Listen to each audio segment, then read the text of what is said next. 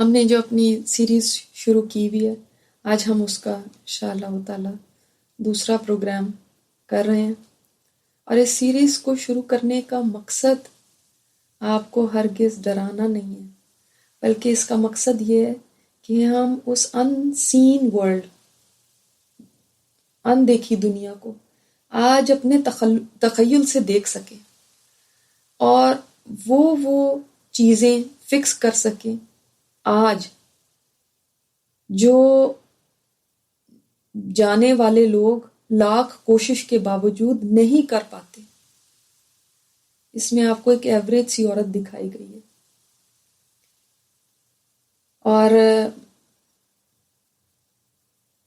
ہر ایک کا انجام اس کے اعمال کے مطابق ہے، اس کو وہی پروٹوکول آخرت میں ملے گا جیسے اس کے عمل ہوں گے۔ کسی کے لیے پھولوں کے گلدستے آئیں گے، کسی کے لیے آگ کی خبر آئے گی، اور کسی کو بس یہ کہا جائے گا کہ شکر کر کے تو شر سے بچ گیا، شکر کر کے تو تیری نجات ہو گئی، اس پہ شکر کر، آگ سے بچ گیا۔ اب میرے اور آپ کے ساتھ کیا ہوگا؟ ضروری نہیں ہے کہ یہی ہو بہو ہو جو یہاں بیان کیا جا رہا ہے، ہو سکتا ہے اسے بہت بہتر ہو اگر ہم اپنے اعمال کو آج درست کر لیں،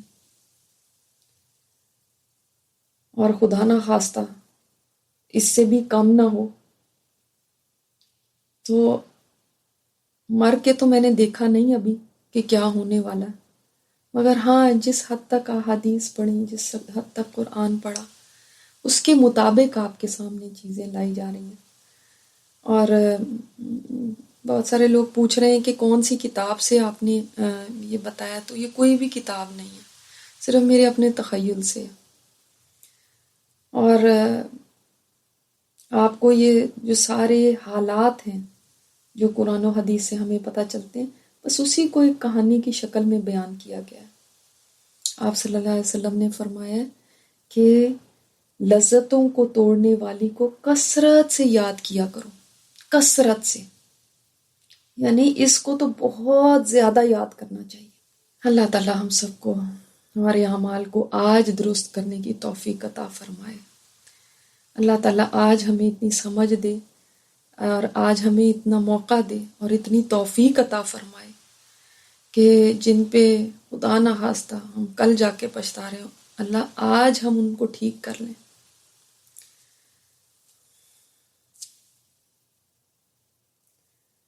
آج کا دیکھتے ہیں نیکسٹ ایپیسوڈ۔ آج مجھے سب کی بے بسی پتہ چل رہی تھی، کوئی بھی چاہنے کے باوجود کچھ بھی کر نہیں پا رہا تھا، سبھی پاس ہیں مگر کیا کسی سے کچھ بھی نہیں ہو سکتا؟ اس دنیا کے میں سب سے ترقی یافتہ ہسپتال میں، سب سے ایڈوانس ہسپتال میں، اور سب سے بڑے ملک کے ہسپتال میں مر رہی ہوں، اتنے بڑے بڑے ڈاکٹروں کے ہوتے ہوئے کیا میں مر جاؤں گی؟ اللہ اکبر! مجھے یاد آ گیا جب میں اپنے بیٹے کو حفظ کرایا کرتی تھی تو وہ آیتیں میرے ذہن میں گھومنے لگی، فَلَوْلَا إِذَا بَلَغَتِ الْحُلْقُومَ، پس جب روح نرخرے میں، حلق میں پہنچ جائے گی، أَنْتُمْ حِينَئِذٍ تَنظُرُونَ، تم اس وقت آنکھوں سے دیکھتے رہو گے، وَنَحْنُ أَقْرَبُ إِلَيْهِ مِنْكُمْ وَلَكِنْ لَا تُبْصِرُونَ، ہم اس وقت تم سے زیادہ مرنے والے سے قریب ہیں لیکن تم دیکھ نہیں سکتے۔ فَلَوْلَا إِن كُنتُمْ غَيْرَ مَدِينِينَ، پس اگر تم کسی کے زیر فرمان نہیں ہو تو ترجعونہا، تم لوٹاؤ اس کو، ان کنتم صادقین، اگر تم سچے ہو۔ اور واقعی اللہ کی وہ بات سچی ہے، وَجَاءَتْ سَكْرَةُ الْمَوْتِ بِالْحَقِّ، اور آ گئی موت کی سختی حق لے کر۔ واقعی موت کی سختیاں ہیں، موت بڑی سخت چیز ہے، برحق ہے اس کی بے ہوشی۔ ذالک ما کنت منہ تحید، یہی ہے جس سے تو بدکتا پھرتا تھا، یہی ہے جس سے تو بھاگتا تھا۔ اللہ اکبر۔ اور اللہ کا یہ فرمان، کلا اذا بلغت التراقی، نہیں نہیں جب جان حلق تک پہنچ جائے گی، وقیل من راق، اور کہا جائے گا کوئی جھاڑ پھونک کرنے والا ہے، وظن انہ الفراق، اور جان لیا اس نے کہ یہ وقت جدائی کا ہے، والتفت الساق بالساق، اور پنڈلی سے پنڈلی لپٹ جائے گی، الی ربک یومئذ المساق، تیرے رب کی طرف اس دن واپسی ہوگی۔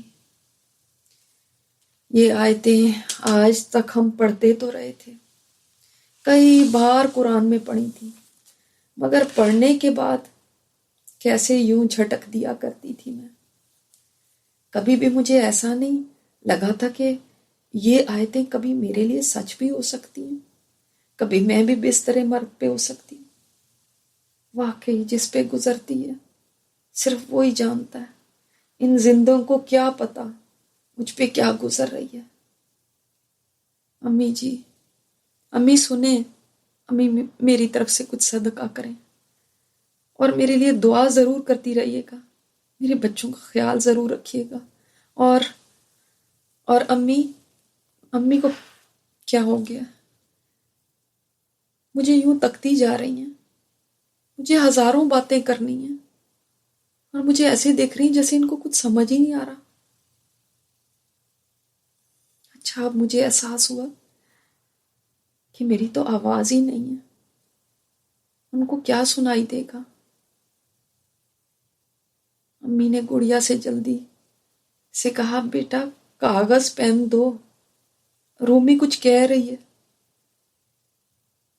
میں نے دیکھا کچھ دیر میں امی پین میرے ہاتھ میں دے رہی ہیں، میری انگلیوں میں دبا رہی ہیں، مگر اماں میں کہاں لکھ سکتی ہوں؟ میں نے بہت کوشش کی تو بھی بس میری شہادت کی انگلی اٹھی اور پھر گر گئی۔ میں آپ کو کیا بتاؤں، میں لکھ نہیں سکتی، میں آپ کو کیا بتاؤں میری اس وقت کیا حالت ہے، مجھ پہ کیا گزر رہی ہے۔ میری سانس تو یوں لگتا ہے سوئی کے ناکے سے آ رہی ہے، اور سینے پر جیسے کسی نے پہاڑ رکھ دیا۔ اب تو میرے اپنوں سے زیادہ یہ سفید چہرے والے مجھے نظر آ رہے ہیں، اور حد نگاہ تک بیٹھے ہوئے ہیں۔ اتنے بے شمار یہ یہاں اکٹھے ہو گئے، کہاں سے آ گئے؟ کوئی ان میں مسکرا رہا ہے اور کوئی خاموش ہے۔ تمام رونے اور سسکیوں کی آوازوں میں ایک جانی پہچانی آواز مجھے سنائی دی۔ یہ تو ڈاکٹر خان کی آواز لگ رہی ہے، اور ان کی آواز قریب آتی جا رہی ہے۔ اب مجھے ان کے الفاظ صاف سنائی دے رہے ہیں۔ وہ کہہ رہے ہیں، بس جی اب آپ دعا ہی کریں، میں نے تو پہلے ہی آپ سے کہہ دیا تھا کہ ہم کچھ نہیں کر سکتے۔ میرے بہنوئی پاس کھڑی بہن سے کہہ رہے ہیں، فکر نہ کرو، میں نے مسجد والوں سے بات کر لی ہوئی ہے، کفن دفن کا سب انتظام ان کے ہاں موجود ہے۔ یہ سنتے ہی میرے سارے جسم میں سنسنی دوڑ گئی، پورا جسم گویا سن ہو گیا اور پسینے آنے لگے۔ کیا مطلب ہے؟ بس یہیں تک تھا سب کچھ، بس ان کا زور اتنا ہی تھا، اور ابھی تو میری سانسیں چل رہی ہیں، اور ابھی سے یہ باتیں ہونے لگی۔ میری سانس مجھ پہ بھاری ہونے لگی ہے،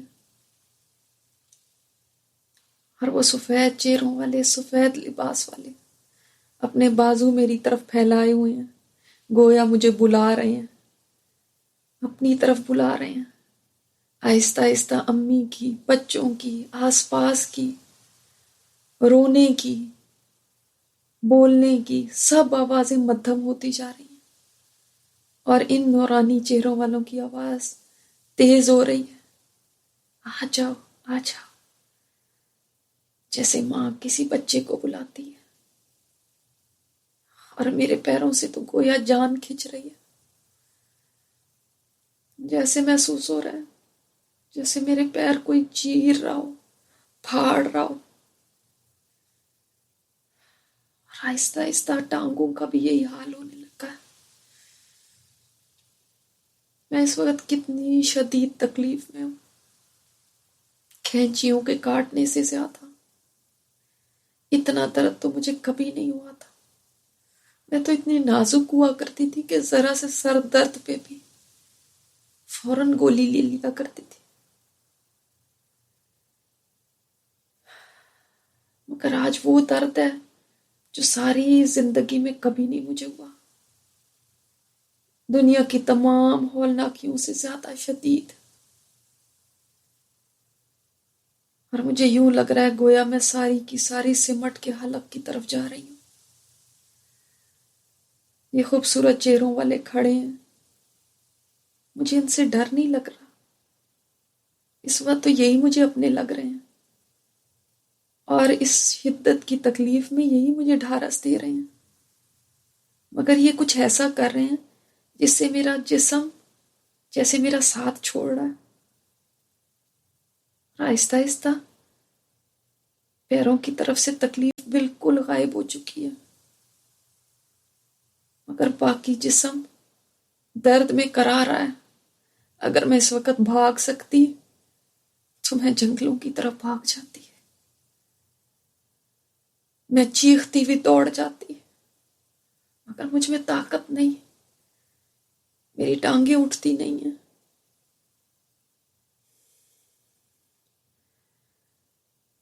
یہ نہ جانے کیا کر رہے ہیں کہ آہستہ آہستہ میری تکلیف میرے نیچے کے جسم سے غائب ہو رہی ہے، مگر سینے کی طرف ابھی تک بھاری پن ہے۔ میرے سارے گھر والے میرے قریب ہونے کے باوجود نہیں جان سکتے میں کس اذیت سے گزر رہی ہوں۔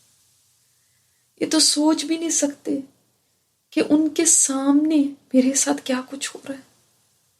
یہ نہیں جانتے کہ کون میرے پاس آئے ہوئے ہیں۔ اگر میں ان کو اس وقت کی سختی بتا سکوں تو ان لوگوں کا تو چین اور آرام ہی ختم ہو جائے۔ میں ان کے قریب ہو کے بھی کتنی دور ہوں، اور ایسے لگ رہا ہے میرا جسم میرا ساتھ چھوڑ رہا ہے۔ اے بے وفا، اب تو بھی چھوڑ گیا، اور میرے حلق میں آ کے کچھ اٹک گیا، کچھ پھنس گیا ہے میرے حلق میں۔ پھر ان اجنبیوں میں سے ایک آگے بڑھا ہے اور جھپٹ کے گویا مجھے اپنے ہاتھوں میں لے لیا، اور میں بالکل ہلکی پھلکی ہو گئی، گویا میرا کوئی بوجھ نہیں، کوئی تکلیف نہیں، ارے سب تکلیف ختم ہو گئی۔ اور مجھے پکڑ کے اس نے کسی کو دے دیا جس نے کفن میں مجھے لپیٹ لیا۔ یہ کیا، میں تو بستر پہ لیٹی ہوئی ہوں اور میں یہاں پہ بھی ہوں۔ اچھا وہ میرا جسم ہے جو پیچھے رہ گیا، اور اب میں یہ ہوں۔ میری امی اٹھی ہیں اور میرے اس پیچھے چھوڑے ہوئے جسم کو دیکھ کے چلانے لگی ہیں۔ ڈاکٹر صاحب جلدی سے آگے بڑھ کر میری کلائی اٹھا کے نبض دیکھ رہے ہیں، اور سر مایوسی سے نفی میں ہلا رہے ہیں، اور میرے دونوں بچے ایک دوسرے سے لپٹ کے دھاڑے مار رہے ہیں، اور میں اس وقت ان پیارے لوگوں کے ہاتھوں میں ہوں جو جلدی جلدی مجھے لپیٹ رہے ہیں، ایک دوسرے کو دے رہے ہیں۔ کیا بس یہی زندگی تھی؟ کیا بس یہی تھا سب کچھ؟ اتنی فانی، اتنی بے ثبات اور اتنی مختصر زندگی، کیا بس इन चंद दिनों का, चंद सांसों का नाम था। ये मुझे लेके ऊपर को उठ रहे हैं, मगर मुझे सबकी आवाजें मुसलसल आ रही हैं, गोया मैं अभी तक गायबाना तौर पे वहीं मौजूद हूं। मगर ना तो मैं किसी को तसल्ली दे सकती हूँ, ना किसी को बता सकती हूँ अपनी कैफियत, ना किसी को रोने से रोक सकती हूँ। कुछ रिश्तेदारों के कुरान पढ़ने की आवाज मुसलसल मेरे कानों में आ रही है। अरे इस वक्त कुरान छोड़कर मेरे लिए दुआएं करो, पता नहीं आगे मेरा क्या होगा, मुझे जब कब्र में उतारेंगे तो मेरे साथ क्या होगा। मेरे लिए दुआ करो खुदा के लिए। मैंने आपके कुरान पढ़ने को अब क्या करना है, पर कैसे बताऊं इनको। लगता है अस्पताल का अमला आ चुका है, उस सबको कमरे से निकलने को कह रहा है और मेरे जिस्म से खींच खींच के सुइयां निकाल रहा है। इतनी जोर से तो ना खींचो, मुझे इसका भी दर्द महसूस हो रहा है। मामू अम्मी को गले लगा के तसल्ली दे रहे हैं, कोई मेरे बच्चों को ढारस दे रहा है। सभी की आवाजें मेरे कानों में गूंज रही हैं। सभी तो हैं, एक मैं ही नहीं हूं। मामू कह रहे हैं मैयत को ले जाने के लिए एम्बुलेंस का बंदोबस्त कर रहे हैं। कौन सी मैयत? अच्छा हाँ, अब मैं मैयत ही तो बन चुकी हूँ। जैसे मैं पहले दिन दुनिया में आई थी तो बेनाम थी, इसी तरह आज दोबारा बेनाम हो चुकी हूँ। अम्मी कह रही हैं नहीं, जब तक अहमद को होश नहीं आता हम कैसे दफना सकते हैं। और फिर परसों रुकी भी पाकिस्तान से पहुंच रही है, वो इतनी दूर से आएगी, क्या उसके बगैर ही दफनाया जाएगा? अम्मी नहीं, प्लीज किसी का इंतजार ना करें, मुझे बस जल्दी दफन कर दें। प्लीज किसी का वेट नहीं मैं कर सकती, मुझे आप बस जाने दें। मुझे आप रख के क्या करेंगे? क्यों मुझे अजियत देना चाहते हैं? क्यों मुझे सर्द खानों में डालना चाहते हैं? मगर मैं अम्मी को ये बात कैसे समझाऊं? ना मैं आपा का इंतजार कर सकती हूँ, ना मैं अहमद के होश में आने का इंतजार कर सकती हूँ। मामू की आवाज आ रही है, वो अम्मी को कुछ समझा रहे हैं। शुक्र है मामू है यहाँ पे, वो इस मामले में हमेशा बड़े समझदार रहे थे। नानों के वक्त पे भी उन्होंने किसी का इंतजार नहीं करने दिया था। अस्पताल का अमला मेरे जिस्म को प्लास्टिक के सख्त बैग में डाल रहा है और बड़ी बेदर्दी से डाल रहा है। और ये अजनबी मखलूक मुझे लेकर ऊपर चढ़ रही है, ऊपर ऊपर परवाज कर रही है, और मैं खुद को कितना हल्का फुल्का महसूस कर रही हूँ। और ये फिजा में कितनी रौनक है। जो मेरे साथ हैं इन जैसे और बहुत सारे हैं, कोई जा रहा है कोई आ रहा है, सब कितने मसरूफ हैं।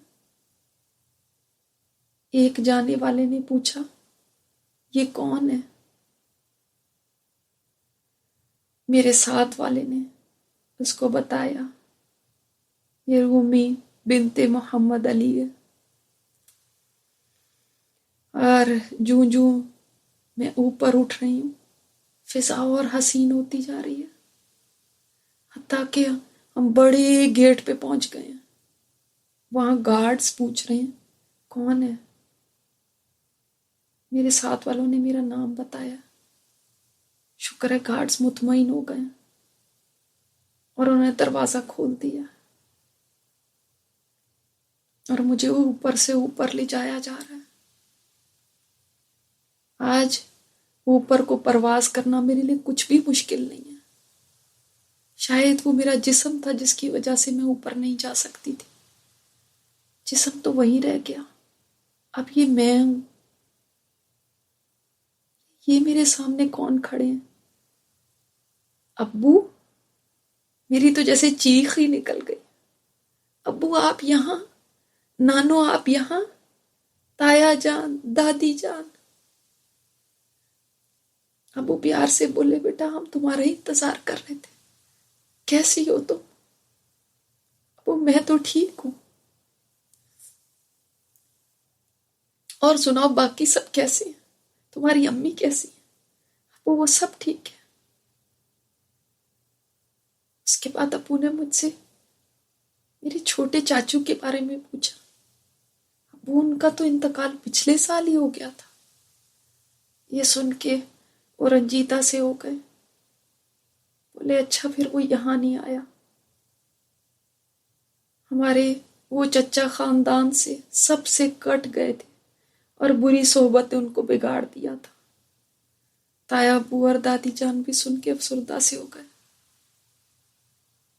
میں اس قدر خوش ہو رہی تھی ان سے مل کے، جیسے برسوں سے میں اس دن کے انتظار میں ہوں، اور جیسے کہ عرصہ دراز سے یہ میرے انتظار میں ہوں۔ ابھی ہم مل ہی رہے تھے کہ مجھے محسوس ہوا کہ میرے دنیا میں پڑے ہوئے جسم کو کسی نے حرکت دی ہے۔ یہ کون ہے؟ یہ کیا ہو رہا ہے؟ یہ ہم اگلی قسط میں دیکھیں گے۔ اور اللہ تعالیٰ سے دعا کرتے ہیں کہ یا اللہ جو ہمارا دنیا سے جانے کا دن ہو وہ ہماری زندگی کا بہترین دن ہو، کہ اس دن تو ہم سے راضی ہو۔ اور یا اللہ جب ہماری روح آسمانوں کی طرف پرواز کرے تو آسمانوں کے دروازے اس کے لیے کھول دیے جائیں، اور اللہ پھر ہماری روح کو یا اللہ تعالیٰ ہماری روح کو یہ موقع دینا کہ تیرے عرش کے آگے جا کے سجدہ کرے۔ ہم اس قابل نہیں اللہ، پر ہمیں اس قابل تو بنا سکتا ہے، تو ذرے کو آفتاب بنا سکتا ہے۔ تو اللہ ہم جیسے نکموں کو بھی اللہ تو یہ درجہ دے سکتا ہے کہ تیرے عرش کے آگے سجدہ کر سکے۔ یا اللہ تو مردوں کو زندہ کر سکتا ہے، تو ہم جیسے مردوں میں بھی جان ڈال سکتا ہے۔ یا اللہ تیرے لیے کوئی چیز بھی ناممکن نہیں ہے۔ یا اللہ ہم جیسے گناہگاروں کو بھی تو معاف کر کے درجے بلند کر سکتا ہے۔ اللہ ہم تیری رحمت کے امیدوار ہیں، ہم تیری رحمت کی طرف دیکھ رہے ہیں اور تیری مغفرت کی طرف دیکھ رہے ہیں۔ تو معاف بھی کر دینا اور رحم بھی کر دینا، کیونکہ یہی تیری صفات ہے۔ اللہ ہم تجھے رحمان اور رحیم کے نام سے ہی جانتے ہیں۔ یا اللہ تو ہمیں معاف بھی کر دینا، ہم پہ رحم بھی فرما دینا، اور ہمارے گناہوں کو معاف کر کے ہم سے قبول فرما لینا۔ سبحانک اللہم و بحمدک، نشہد ان لا الہ الا انت نستغفرک و نتوب الیک۔ السلام علیکم ورحمۃ اللہ۔ أشرقت نفسي بنور من فؤادي حينما رددت يا رب العباد وانتشت روحي